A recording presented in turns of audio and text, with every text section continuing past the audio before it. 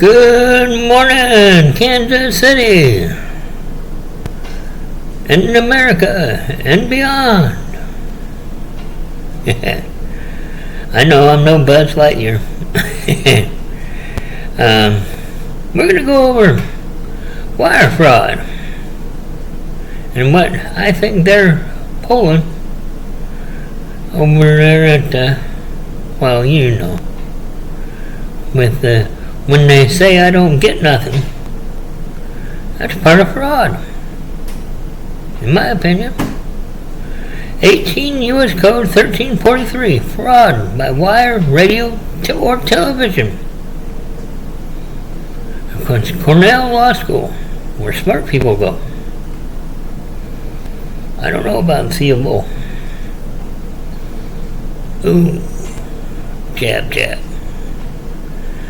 Whoever having devised or intending to devise a scheme or artifice to defraud. What's that mean?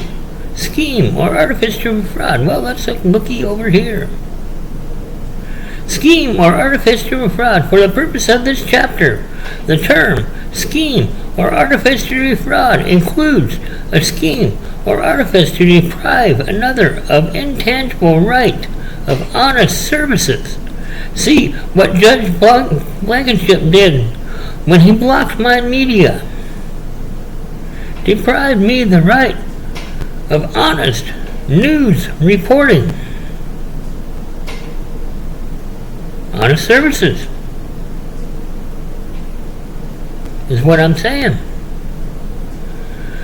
Or for obtaining money or property by means of false or fraudulent pretenses, representations, or promises, transmits, or causes to be transmitted by means of wire, radio, or television communication, or interstate or foreign commerce, any writings, signs, signals, pictures, or sounds, or for the purpose of executing such scheme or artifice. What's artifice mean?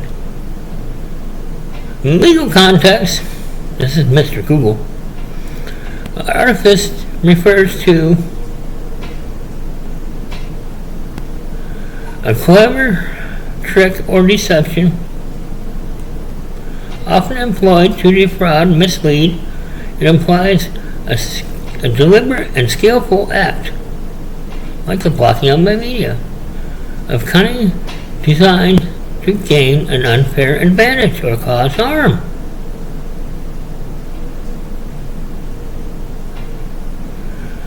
This can involve a scheme or stratagem used to trick someone, potentially leading to legal consequences. So we'll go back here. Transferred. Where were we? Pictures executing means carried out. Such scheme or artifice shall be fined under this title or imprisoned not more than 20 years or both, if the violation occurs in relation to or involving any benefit authorized or transported, transmitted, transferred, dispersed, paid, or in connection with presidentially declared major disaster emergency, as those terms are defined in Section 102 of the Robert T. Stafford Disaster Relief, 42 U.S.C. 5122. I don't know if Trump knows what 42 U.S.C. means, the U.S.C. part, or affects financial institutions such as such person shall be fined not more than $1 million or imprisoned not more than 30 years, or both. So you either get 20 years or 30 years, depending on what you're dealing with here. So, elements of wire fraud.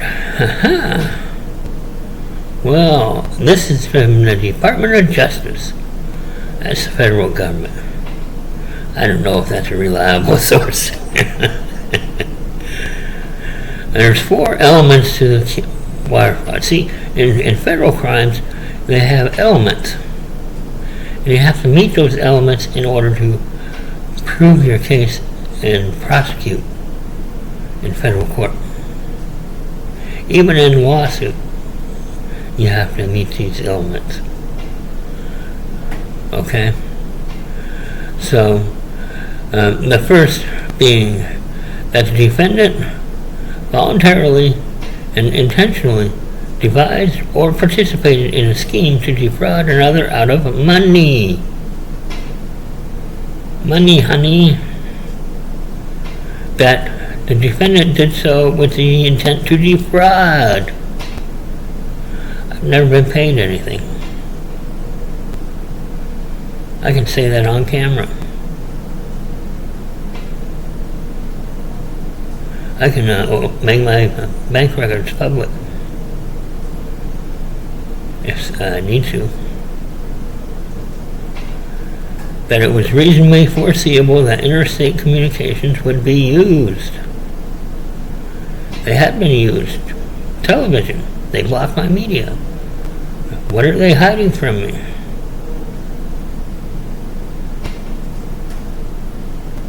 Four, that interstate wire communications were in fact used. Television. Using my name in lawsuits.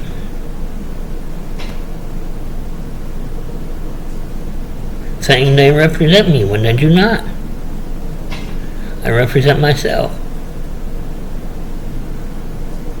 On the Judge Boat case, I'm representing myself. All other cases, I've represented myself when I filed them in federal court. They try to keep them out of court, you see, because they know what they're doing is a little on the shady side.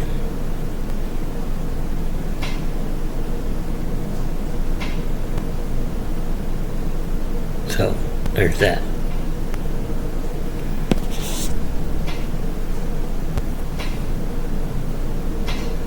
Why are they keeping them out of court?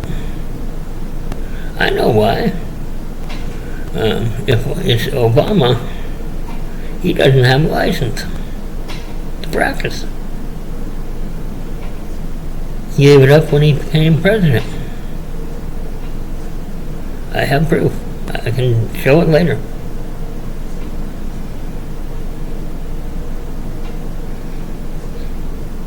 In legal terms, I don't have it now. I have to dig for it, but I got a letter from the Illinois bar about it. About both of them, actually. Him and Michelle.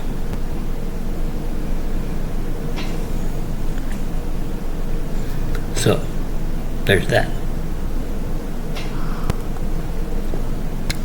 Coffee. In legal terms, this is from Mr. Goo.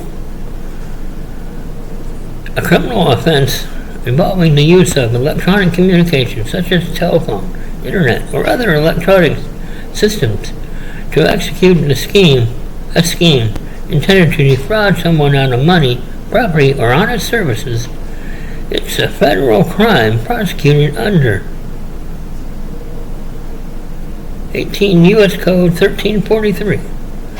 The key elements of wire fraud. A scheme to defraud. This concludes a deliberate plan to deceive someone for financial gain. Intent to defraud. The perpetrator, that would be like KY3, because see, it was under their request to have my media blocked. I know that because I got a letter from a federal judge, Judge Robert E. Larson. Oops, I shouldn't have said his name. But anyway, he's kind of a public figure. He told me in that letter that it was KY3 who requested Judge Blankenship block my media. So I didn't know a news station had that kind of power. The perpetrator must have specific intentions to deceive and defraud the victim. Use of wire communication. The scheme must involve the use of electronic communication such as email, phone calls, text messages, or internet-based systems. In most cases, wire communication must cross state or international borders. Well, there's other laws about that too. Email scams requesting money or transfers or bank information. That's a form of wire fraud. Phishing schemes designed to steal sensitive information. That's a form of wire fraud.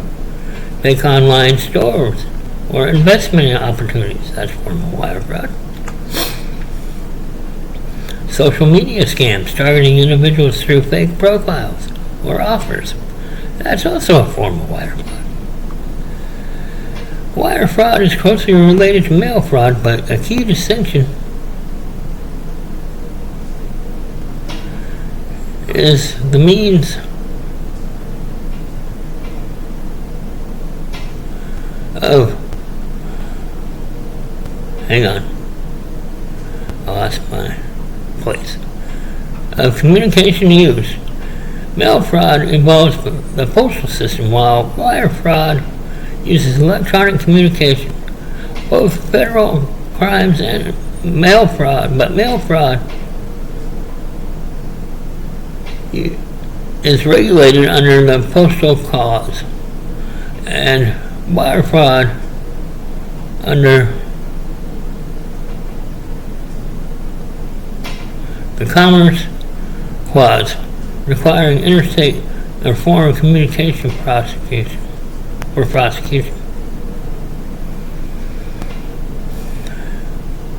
And what are some? Goes into more on here,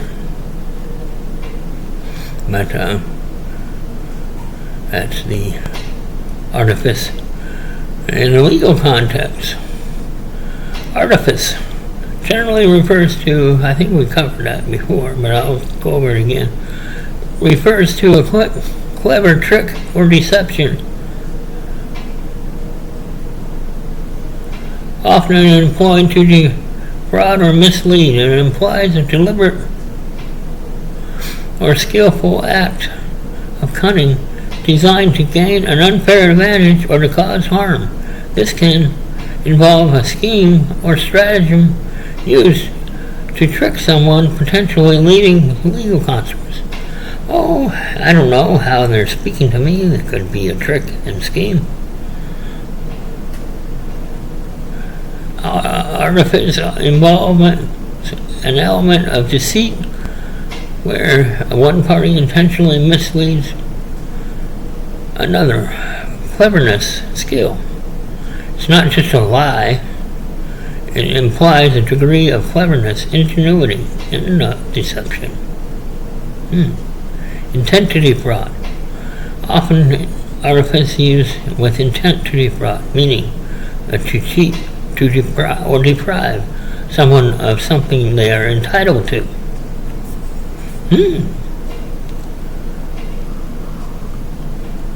Like those documents I have.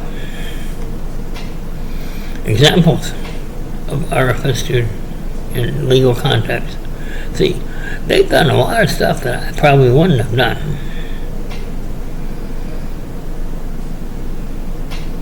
If I were president.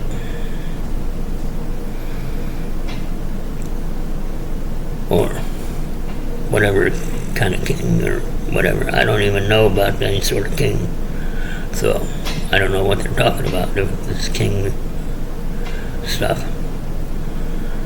Examples of artifice in legal context might include using false pretenses to obtain money, creating fake documents to deceive a court, or employ deceptive schemes to avoid paying taxes.